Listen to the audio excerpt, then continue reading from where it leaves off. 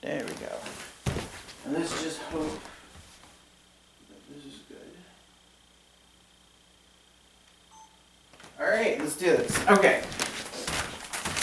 Oh boy. I will tell you today's video about Hitler and Stalin, both clearly atheist, although with Hitler it is different because he did not like Marxism. He also didn't like bourgeoisies, the so-called bourgeoisies, as he says in Mein Kampf,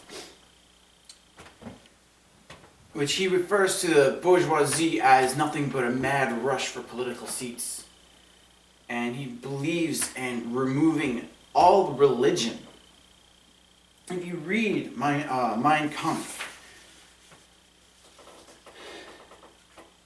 the word religious, and it's very hard to conceive of anything absolutely precise under this designation, either in the sense of intellectual comprehension or of practical effects. So he does not believe religion is an intellectual comprehension or a practical effect. And there's only very certain specific situations that religious, the word, the designation religious, becomes like a tangible movement. And that is only when it is like in like a military, well not military, but what is it? A definitively outlined form of practice that has to be perfectly outlined. He says there are few people, perhaps there are a few people who feel satisfied with such a very general description. But since the great masses consist of neither philosophers nor saints, such a very general religious idea will as a rule mean to the individual only the liberation of his individual thought and action without, however, leading to that efficacy which arises the religious inner longing in the movement when... In other words, religion is bad if it's not delimited, which means delimited is just a word that means like put into prison camps, basically. A clearly delimited faith forms.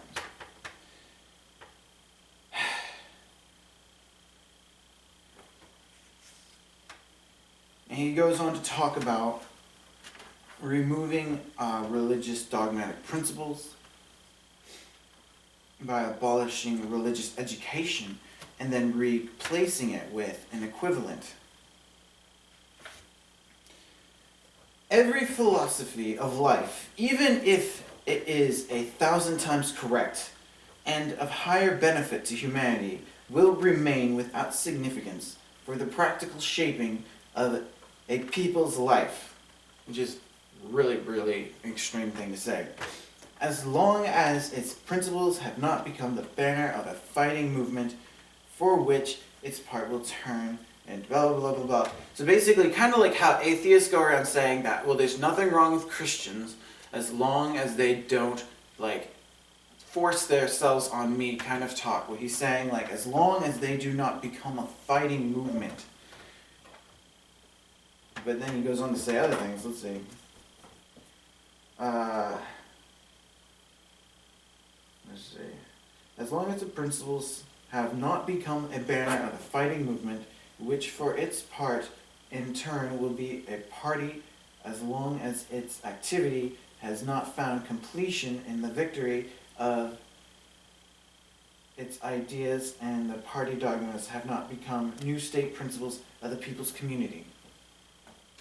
So, he's basically saying, Hitler's basically saying that the religious ideas, the dogmas, have not become the state principles. It's okay, because state principles have to be different from religion. And this is Hitler talking. And then we can go on to like how Hitler is talking about, what else did I do? About Karl Marx. And he says Karl Marx is a Jew.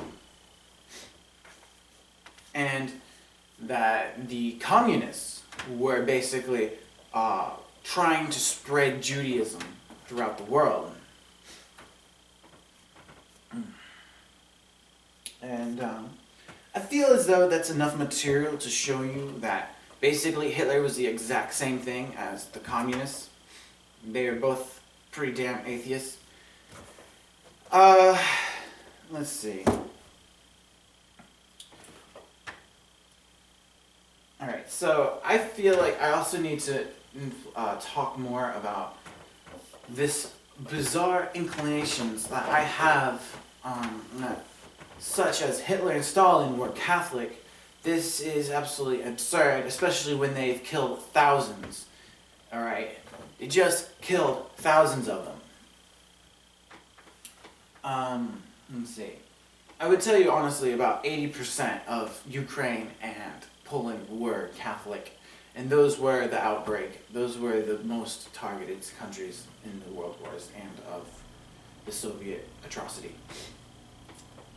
So, for Stalin, he made atheism law. There's no question. Marxist communism, all the way. Stalin was a Marxist, which meant no religion and no God at all. They even destroyed temples, churches, vandalized. They sent out gangs to terrorize religious organizations over the country. Disturb the Jewish and Christian populations. Tell me,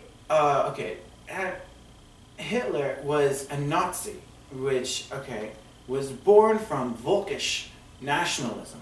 It denounced foreigners, foreign ideas, and declared that Jews, national minorities, Catholics, and Freemasons were traitors to the nation.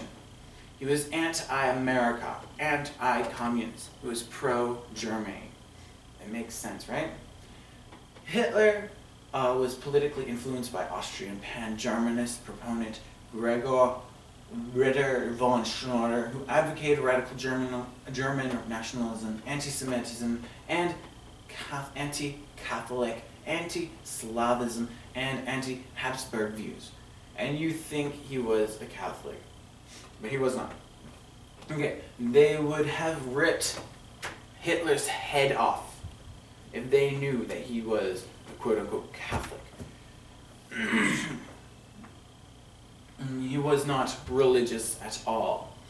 And as a caveman with no spiritual views, aside from his commitment to his socialist country, Germany, which, the quote-unquote fascist thing is really a stretch, and it's more of very much a socialist country.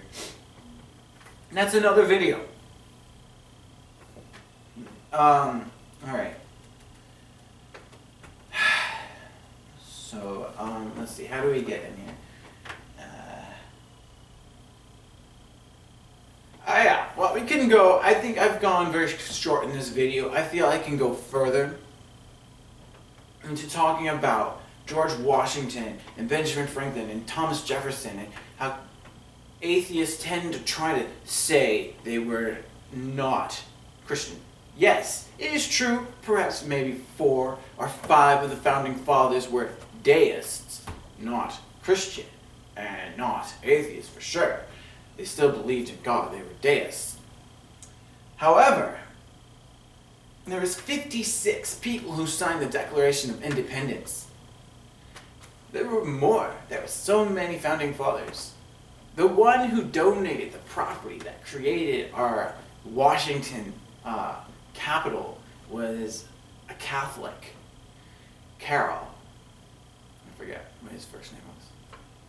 And 80% of America, probably possibly somewhere between 100%, could have been 100%, well, it couldn't have been because they're deists. So would have been 80% were Christian in America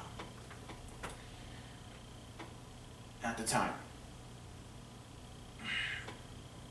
So at any rate, I feel as though that there is very little substance to atheist historical reiterations, that they're always presenting reiterations. They never ever give current iterations, always fabricating and re-representing read everything. It's fishy. It's not ever, what's the word?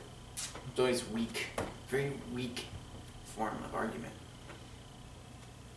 And I feel as though possibly that would be a great place to end. I could go into talking about how the Christian persecution, how Romans would say, remove these atheists who were Christians, but they referred to the Christians as atheists. I could talk about how, liberal means a tolerance of all people, tolerance of broad ideas, broad-minded, and how little liberality the atheists have towards other people's ideas. They pretty much are restricted to the websites they read on the internet, and that is about all.